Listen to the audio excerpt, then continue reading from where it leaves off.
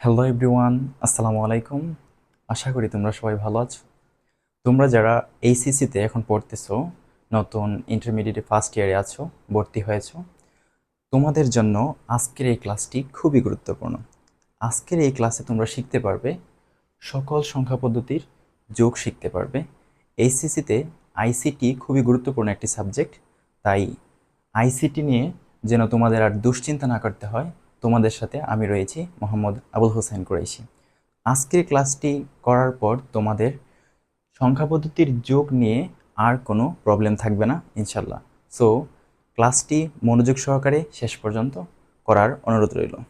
চলো তাহলে আমাদের আজকের লেসন শুরু করা যাক। দেখো, বোর্ডে আমি কয়েকটি অঙ্ক, বিভিন্ন সংখ্যা পদ্ধতির অঙ্ক লিখে রাখছি। তো এখানে আমরা তো যেই সংখ্যা পদ্ধতিতে যোগটা করি সেটা হচ্ছে দশমিক সংখ্যা পদ্ধতি। দশমিক সংখ্যা পদ্ধতির যোগ সবাই পারে, কিন্তু বাইনারি, অক্টাল, হেক্সাডেসিমাল এগুলোর নাম শুনলেই তোমরা মনে করো যে কত কঠিন হবে না জানি। এগুলো একদম পানির মতো। আজকের ক্লাসটি তোমরা সম্পূর্ণ ক্লাসটি করার পর যে কোনো সংখ্যা পদ্ধতির সংখ্যা চেঞ্জ করে দেব, বেজ চেঞ্জ করে দেব, যে কোনো সংখ্যা পদ্ধতি, সব সংখ্যা পদ্ধতির যোগ তোমরা করতে পারবে। তো দেখো, দশমিকের সংখ্যা পদ্ধতির যোগটা আমি সঠিক নিয়মে আগে তোমাদেরকে বুঝিয়ে দিচ্ছি, তারপরে বাকি সংখ্যা পদ্ধতিগুলো এমনিতেই বুঝতে পারবে, খুবই ইজি পাবে। তো এখন বলতে, আমি যে বললাম যে সঠিক পদ্ধতি, এতদিন কি আমরা ভুল পদ্ধতি শিখছি?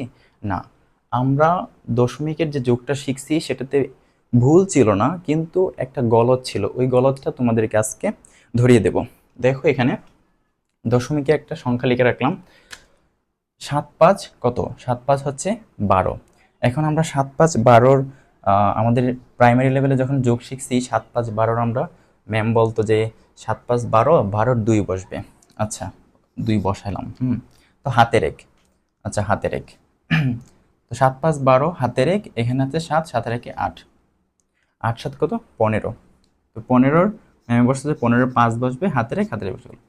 এইটা অঙ্কটা হয়েছে, কিন্তু এই যে 7 5 12 হাতের এক, এই হাতের একটা কোথা থেকে আসছে সেটা আমাদেরকে বোঝানো হয়নি। তো আজকে এটা সঠিকভাবে বুঝিয়ে দেব। যে কোনো সংখ্যা পদ্ধতি, সব সংখ্যা পদ্ধতির নিয়ম সেমই হবে। তো এইটা করার আগে তোমাদেরকে দুইটি কথা বলা, মানে বলবো, ওই দুইটি কথা মনে রাখতে হবে। এক, যোগের ক্ষেত্রে যদি যোগফল, একাধিক রাশির যোগফল যদি বেজের ছোট হয়, একাধিক রাশির, একাধিক রাশির যোগফল, দুইটা রাশির যোগফল যদি বেজের ছোট হয়, মানে বেজ হচ্ছে 10, 10 যদি ছোট হয় সেটাই বসে যাবে।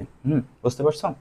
আর যদি একাধিক রাশির যোগফল বেজের চাইতে বড় হয়ে যায়, ধরো 7 5 12, তাহলে 10-এর বেশি হয়ে গেল, বেজের থেকে বড় হয়ে গেল না, তাহলে বেজ বিয়োগ করতে হবে। দুইটি কথা আবারও বলতেছি, যদি একাধিক রাশির যোগফল বেজের ছোট হয় তাহলে কি হবে? সেটাই বসে যাবে। আর যদি একাধিক রাশির যোগফল বেজের বড় হয়ে যায় তাহলে বেজ বিয়োগ করতে হবে। তো দেখো, এখানে 7 5 12, তো আমরা 12-র কত বসাবো? এভাবে 12 থেকে যেহেতু বেজের বড় হয়ে গেছে, তাই আমরা বেজ বিয়োগ দিব। 12 থেকে 10 গেলে কত? 2। এই দুইটা আমরা এখানে বসাইলাম, এই দুইটা। বুঝতে পারতেছ? তো বেজ যে একবার বিয়োগ করলাম, এই বেজটা একবার বিয়োগ করার কারণে এখানে হাতের এক থাকবে। বুঝতে পারছো? বেজ আমরা যতবার বিয়োগ দেব ততবার এক এক থাকবে। এখন দেখো, হাতের এক রইল। এবার 7 আর একে 8, 8 5 কত? 8 আর 7 15। 15-র এবার কত বসাবো? আবার আমরা 15 থেকে 10 বিয়োগ দেবো, যেহেতু বেজ হচ্ছে 10। 15 থেকে বেজ 10 বিয়োগ দিলে 5 থাকলো, এই 5টা আমরা এখানে বসাবো, 5। বেজ একবার বিয়োগ দিয়েছি, হাতে রেখে। এইটা হচ্ছে সঠিক নিয়ম। এই বেজ যে বাদ দিতে হবে সেটা আমাদেরকে বলা হয়নি, আমাদেরকে বলা হয়েছে 7 5 12, 12-র 2 বসবে, হাতে রেখ থাকবে। আচ্ছা, এখন এইটা যে বোঝাই দিচ্ছি, এইটার নিয়ম সেম। দেখো, একদম সেম নিয়ম হবে। দুইটি কথা মনে রাখতে হবে, যদি একাধিক রাশির যোগফল বেজের ছোট হয় সেটাই বসে যাবে, একাধিক রাশির যোগফল যদি বেজের বড় হয়ে যায় তাহলে বেজ বিয়োগ করতে হবে, সমান হলেও বিয়োগ করতে হবে। এবার দেখো, 1 আর 1 2। বাইনারির ক্ষেত্রে অনেক টিচার এভাবে শেখায় যে 1 আর 1 10। হ্যাঁ, তো 1 আর 1 যদি 10 হয়, হ্যাঁ, এটা পরে 1 আর 1 10 আরো একে কত হলো? 100 হবে। এরকম অনেকটা পেস লেগে যাবে, তাই আমরা সঠিক একদম ইজি ওয়েতে শিখব।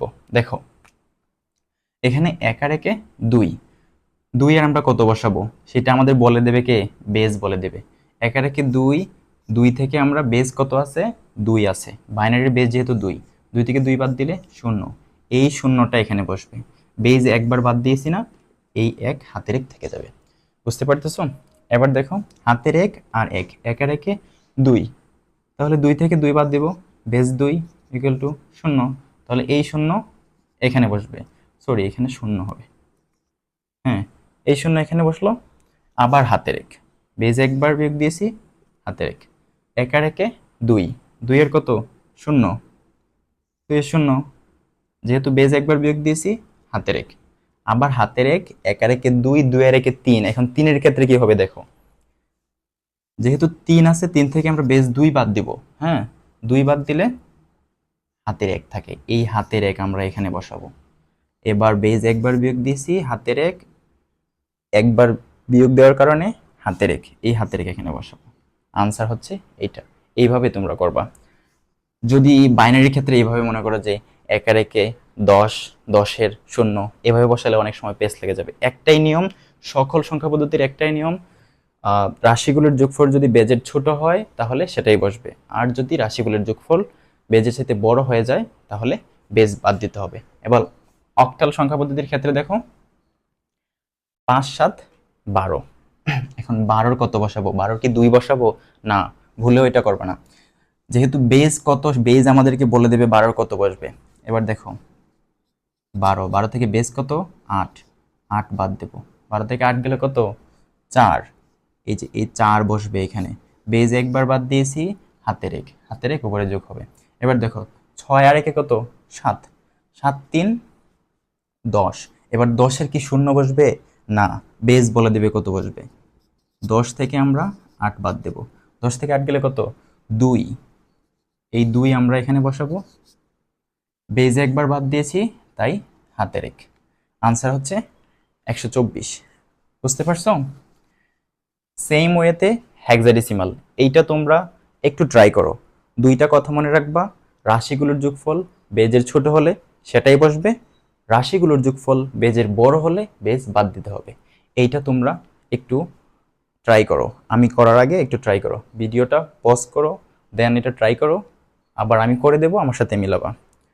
আচ্ছা, ধরে নিলাম তোমাদেরটা হয়ে গেছে, এবার আমার সাথে মিলাম। দেখো এখানে 4 আর 5 কত হলো? 9। বেজ কত আছে? বেজ হচ্ছে 16, যেহেতু বেজের চেয়ে ছোট আছে সেটা সরাসরি বসে যাবে, 9 বসাই দিলাম। হ্যাঁ, হাতেটাতে কিছু নাই। এবার দেখো, 5 আর 2 কত? 7, বেজের ছোট, 7 বসে যাবে। বুঝতে পারছো?